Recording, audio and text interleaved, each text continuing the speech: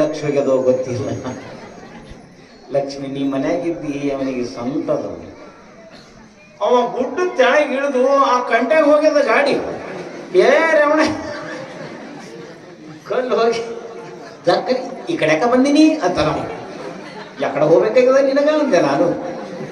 ಅವ್ರು ನಿಂತವ್ರೆಲ್ಲ ಅಂತಾರ ರೇವಣ ಈ ಕಡೆ ಕೊಂಡ ಅಂತ ತಿಳ್ಕೊಂಡು ಹುಡುಗರೆಲ್ಲ ಓಡಿ ಬಂದು ಮತ್ತೆ ಹಿಂಗ್ ಟರ್ನ್ ಮಾಡ್ಕೊಂಡು ಹಿಂಗ ಹೋಗ್ಯಾನ. ಲಕ್ಷ್ಮಿ ಹಿಂಗ ಹಕ್ಕಿಕತ್ತ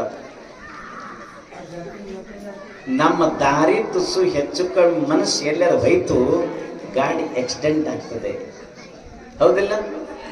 ಅದೇ ರೀತಿಯಾಗಿ ಸಿದ್ದರಾಮೇಶ್ವರರು ಯಾವಾಗ ಕಾಡಿನ ಮಧ್ಯದೊಳಗೆ ಹೋಗಿ ಅಲಿದಾಡುತ್ತಿರುವಾಗ ಕೊನೆಗೆ ಏನಾಗ್ತದೆ ತಿಳ್ಕೊಂಡು ಕೇಳಿದ್ರೆ ಎಲ್ಲರೂ ಮಲ್ಲಿಕಾರ್ಜುನ ದೇವಸ್ಥಾನಕ್ಕೆ ಲೈನ್ ಹತ್ತಿತ್ತು ದರ್ಶನ ನೋಡ. ಎಲ್ಲರೂ ದರ್ಶನ ಮಾಡಕತ್ತಿದ್ರು. ಲಿಂಗಕ್ಕೆ ಹೋಗಿ ನಮಸ್ಕಾರ ಮಾಡ್ದ. ಅವರಂತಾರೆ, ಅಣ್ಣ ಮಲ್ಲಯ್ಯ ಎಲ್ಲಿದ್ದಾನ? ಇಲ್ಲದ ಮಲ್ಲಯ್ಯ. 5 ನಾಗರ ಸರ್ಪ ಲಿಂಗ ಎಲ್ಲರೂ ಬಂದು ಮುಟ್ಟಿ ಮುಟ್ಟಿ ದರ್ಶನ ಮಾಡಕತ್ತಾರ. ನೀನು ಮುಟ್ಟೋಯಪ್ಪ ಅಂದವ. ಇವ ಮಲ್ಲಯ್ಯ ಅಲ್ಲ. ಏನ್ ಮಾಡ್ಬೇಕು? ಹಠವಾದಿ ಮಕ್ಕಳಿದ್ರೆ ಏನ್ ಮಾಡ್ಬೇಕು? ಈ ನಮ್ಮ ಶರಣನ ಮಗ ಅದನ್ನ ಕೆಟ್ಟ ಹಠವಾದಿ ಮಗ. ಕೊಂಡ್ರು ಹೇಳಂದ್ರೆ ಹೇಳಲ್ಲ. ಯಾರೋ ಒಬ್ರು ಎತ್ಕೊಂಡು ಅಡ್ಡಾಡ್ಬೇಕು. ಇಲ್ಲ ಬಿಟ್ರಿ ಇವೆಲ್ಲ ಮಾಯಿಕಾಯಿ ಇವೆಲ್ಲ ಕಮ್ಮಡ ಒಯ್ದು ಬಿಡ್ತಾರ. ಏನ್ ಮಾಡ್ಬೇಕಿಂತ ಮಕ್ಕಳಿದ್ರ ಬ್ರಹ್ಮಶೇದ್ರು ಇವನೇಪ್ಪ ಮಲ್ಲಿಕಾರ್ಜುನ ಸ್ವಾಮಿ ನಮಸ್ಕಾರ ಮಾಡಿ ಇವನೇ ಮಲ್ಲಯ್ಯ. ಇವ ಮಲ್ಲಯ್ಯ ಅಲ್ಲ. ಎಲ್ಲರೂ ಅಂದ್ರು ಬಂದವರು, ಏನ್ ತಂದೆವ ಮರ ಇವನಿಗೆ ಯಾಕೆ ಕಟ್ಕೊಂಡು ಬಂದೆವ ತಿನ್ನಕತ್ತ ಹುಡುಗ. ಕೊನೆಗೆ ಏನಾಗ್ತದೆ?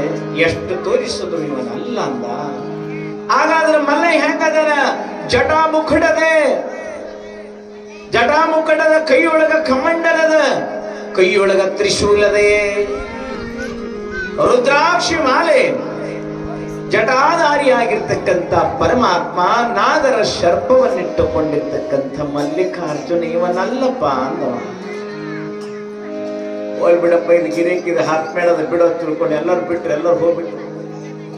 ಆಗಿನ ಕಾಲದ ವಿಚಾರ ಹಿಂಗಿತ್ತು. ಆಗಿನ ಕಾಲಕ್ಕೆ ಬೆಟ್ಟದಾಗ ಗುಡದಾಗ ಯಾರು ಇರ್ತಿದ್ದಿಲ್ಲ. ಈಗ ನೋಡಿ ನಮ್ಮ ರೇವಣಸಿದ್ದನು ತೆಳಗಿಡಿದು ಓಡಿ ಬಂದ ನಾವೇ ಇರ್ತೇವೆ ಮ್ಯಾಗ ಬೆಟ್ಟದಾಗ.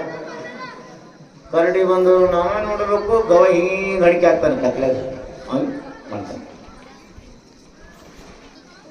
ನೋಡಿ ಎಂತ ಪರಿಸ್ಥಿತಿ ಅದ. ಆ ಬೆಟ್ಟದೊಳಗ ಅವ ಪರಮಾತ್ಮದನಲ್ಲಿ ಬೆಟ್ಟದ ತುದಿ ಮೇಗದಾನೆ. ನಾವೇ ಇರ್ತೀವಿ ಅಂದ್ರೆ ಇಷ್ಟ ಆನಂದ ಅನಿಸ್ತದಲ್ಲಿ. ಎಂತ ಬಂಗ್ಲಾ